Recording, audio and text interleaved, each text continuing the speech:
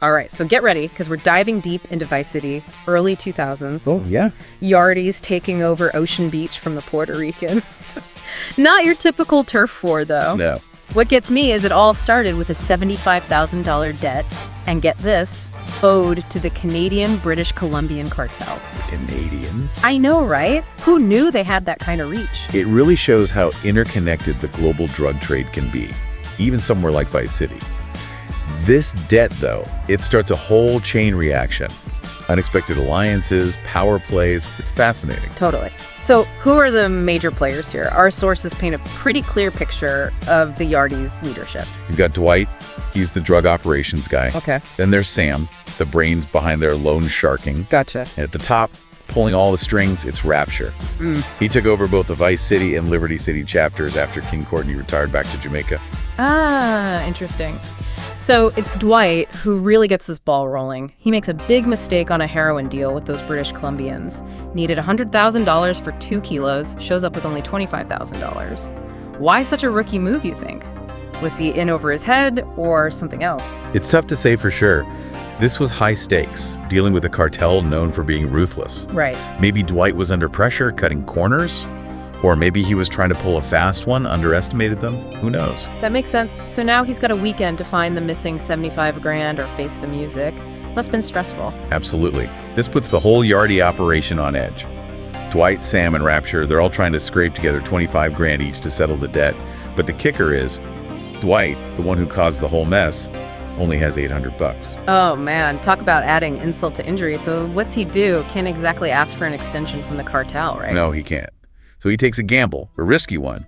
He turns to the Puerto Ricans for help, even though Sam and Rapture are both like, bad idea. Yeah, I can see why. Those two gangs have been at odds for a while. Exactly. The Yardies control Viceport. That's the main way goods get in and out of the city. And they charge heavy fees to any other gang that wants to import or export anything. The Puerto Ricans especially, they feel the squeeze.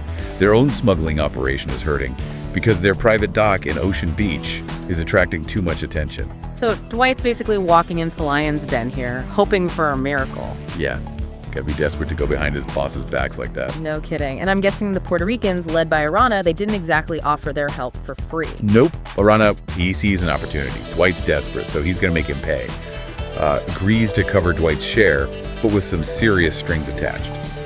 Dwight ends up in a situation worse than the one he started with. So that original debt, it almost becomes secondary to the leverage Arana now has over him. You got it. Dwight's mistake. It gave Arana the perfect way to control him. He's forced to do secret deals, launder money, even gets caught in police traps set up by the Puerto Ricans, all to keep Arana happy. Man, that is brutal. Tried to climb out of a hole and just dug himself deeper. It really shows you how things can go wrong in that world. So what does Dwight do? He can't just do Arana's bidding forever. He decides enough's enough. Hatches a plan to take Arana down. He has to act fast, play dirty. This is where it gets interesting. All right, you got me hooked. What's the plan? Dwight needs to discredit Arana, make him look bad to his own gang. To do that, he needs leverage. And the move he goes for, he kidnaps Arana, stages a situation to make him look like a traitor. He kidnaps the leader of the Puerto Ricans. That's some bold strategy. It was a gamble, a big one, but desperate times, right? Dwight gets help from 2 infamous Russian escorts, Nadia and Svetlana. Trying to make it look like Arana betrayed his own gang. Okay. Sold him out. Like to the Russians? For the Russians. Okay. Yeah, that's right. Wow. Big betrayal. Yeah, that's pretty major. So how'd they pull off the kidnapping? Arana must have had some serious protection. Sources get a little fuzzy on the details here, but somehow Dwight and his crew managed to snatch Arana, raid his office, they get the photos, plant the documents. Arana's looking like a real two-timer now. Wow. That takes guts. But he doesn't just let Arana go after that, does he? Nope. Before he lets him go, Dwight gets some info out of him. The Puerto Ricans' weaknesses, their vulnerabilities, supply routes, internal conflicts. He needs all that to dismantle them completely. So the whole kidnapping was a way to get intel for a takeover. Cold. It was a strategic masterstroke. While Arana's still captive, the Yardies launch a full-on assault on the Puerto Ricans' operations in Ocean Beach. They use everything Dwight learned from Arana against them. So they basically drop Arana back into his territory right in the middle of a gang war he helped create. Pretty much. The Yardies hit them hard and fast. They take everything. The Puerto Rican operations, their precious private dock, Their lifeline's cut off. This is intense. The tables have turned so fast. It gets better. Dwight, to rub salt in the wound, forces Arana to leave Vice City altogether. He does. Yeah. Uses those photos as leverage. Tells him, disappear, or those photos get out. You'll lose any shred of credibility you have left. Wow. Kicked out of his own territory. What a fall. He ends up fleeing to Cottonmouth, leaves Ocean Beach firmly in the hands of the Yardies. Dwight's gamble paid off big time. This is crazy. A simple debt turned into a full-on gang war and total power shift in Vice City really makes you think about the consequences of your actions, especially in that line of work. Absolutely. And what's even more interesting is what this win means for the Yardies. Yeah, they've got both Viceport and that private dock. That's a huge advantage. Huge. They're the undisputed power in southern Vice City now. Control the flow of everything in and out. It's a whole new game. So what happens next? That's what we'll be looking at. This power grab. It has big implications for the Yardies and for every other gang in Vice City. What's wild is how one little thing, like a drug deal gone wrong, can change everything. Yeah, like that butterfly effect, right? Exactly. That $75,000 debt, it's the catalyst. Turns Vice City upside down. Shows you just how unpredictable organized crime can be. Totally. But it's bigger than just that one power grab, right? The Yardies, they now control the docks. Both of them. Viceport and the one they took from the Puerto Ricans. That's got to give them a huge advantage citywide. Oh, absolutely. Control the ports. You control the flow of goods, legal and illegal. It's the lifeblood of the city. And the Yardies. They're calling the shots now. They've got their hand on the faucet. Everything going in and out of Vice City goes through them. So what about the other gangs? Did they just sit back and watch the Yardies take over? Good question. The Panthers and the Yardies. Right. Both of these gangs, have roots in Jamaica, but they end up clashing pretty seriously. How did that happen, right? Like, how do you have this shared heritage, but you end up in such a, cutthroat rivalry? Yeah, that's the big question we're trying to answer today. Like you said, both gangs trace their roots back to Jamaica, right? But what's interesting is that the Panthers coming in were, predominantly Chinese Jamaicans. Okay. And that's where the trouble really starts, because the Yardies, they didn't give them the respect that maybe they felt they deserved. So there was like this immediate tension. Oh, yeah. Yeah. Right off the bat. And, it's easy to see why, right? You've got these two groups both claiming Jamaican heritage, but the Yardies, they kind of use that as a way to look down on the Panthers. Oh, interesting. Like, they weren't seen as authentic or real. You know what I mean? It's like a culture clash almost. Exactly. It's a clash of cultures within a shared heritage, which is fascinating. And it really, it set the stage for this whole rivalry. And ultimately pushed the Panthers out of Viceport, right? Yeah. And up to Viceport. Yeah, precisely. Okay. And that's where they ended up, carving out their own turf, controlling the Vice Point Mall.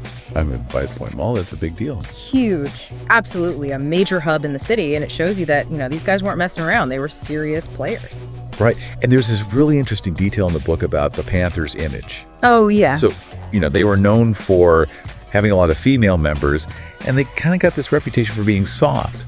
A little too cool for school, maybe. Yeah, exactly. But let me tell you, that was anything but the truth. Yeah, I was going to ask, how did they square that with the reality of what they were doing? Yeah, they used it to their advantage. People underestimated them, and that made them even more dangerous. Oh, wow. They pulled off multiple armored van robberies. What? Successfully. That takes guts. Oh, absolutely. They were ruthless and efficient when they needed to be. You don't just, waltz in and steal from an armored van without a serious plan and the willingness to use force. Yeah, they were not afraid. Nope, not at all. Okay, so image and ruthlessness all wrapped up in one. Exactly, a potent combination. So we've got the Panthers established in Vice Point. They're running things. Their smuggling operation is humming along.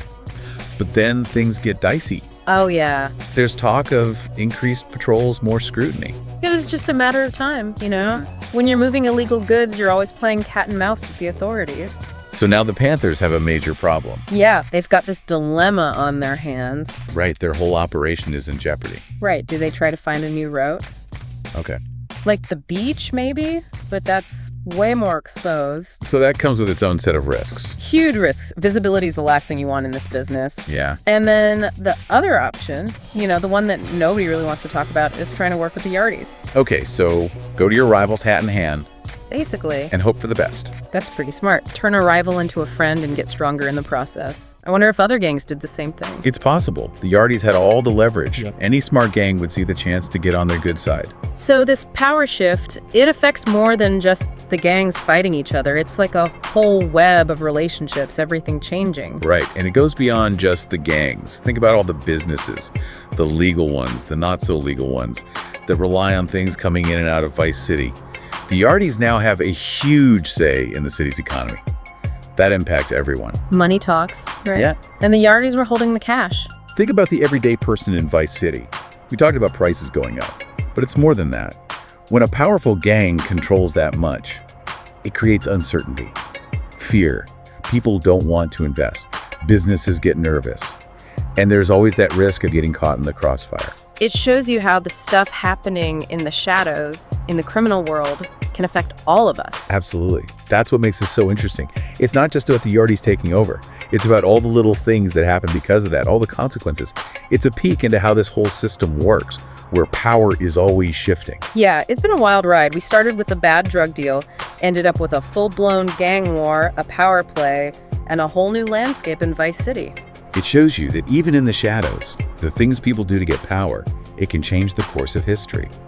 And it leaves behind a lot of mystery, intrigue, and questions that might never get answered. Well, as we wrap things up here, we hope you keep exploring this stuff, keep asking questions, and keep trying to find the truth. The world of organized crime might be hidden, but if you're curious enough, you can start to understand it, see how it affects us all. Thanks for joining us. Stay curious, stay informed.